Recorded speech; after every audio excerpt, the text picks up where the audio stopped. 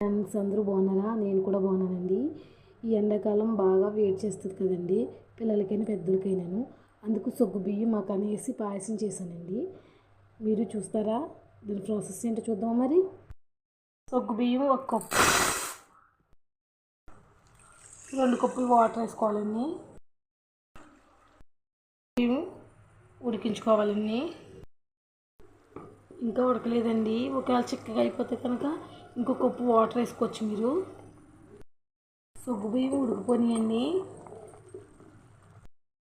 కాచి చల్లొచ్చిన పాలండి. 2 కప్పులైనా వేసుకోవచ్చు, 3 కప్పులైనా వేసుకోండి. పలచగా ఉండాలనుకుంటే ఎక్కువ పాలు వేసుకోండి. వేస్తున్నానండి ఇందులోను.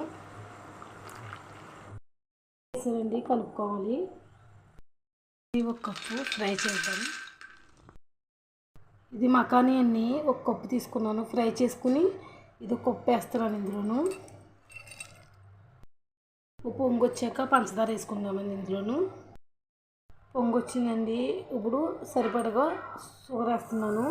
మీరు ఎక్కువైతే ఇంకా కొంచెం వేసుకోండి తినాలనుకుంటాను.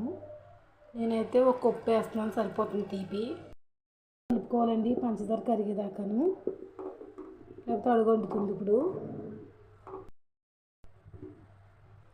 కరిగిపోయిందండి పంచదార. చేసుకున్న జీడిపప్పు అన్ని, స్పూన్ ఇలాచి. రెడీ అయిపోయిందండి సగ్గుబియ్యం మకానీ పాయసం. ఇది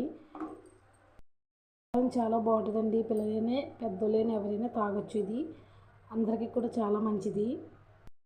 కొంతమందికి పంచదార ఇష్టం లేకపోతే బెల్లం వేసి చేసుకోవచ్చండి. ఇది మొన్న నేను బెల్లం వేసి చేశాను, అందుకే ఇంక ఈసారి పంచదారతో చేద్దామని ఇలా చేశాను.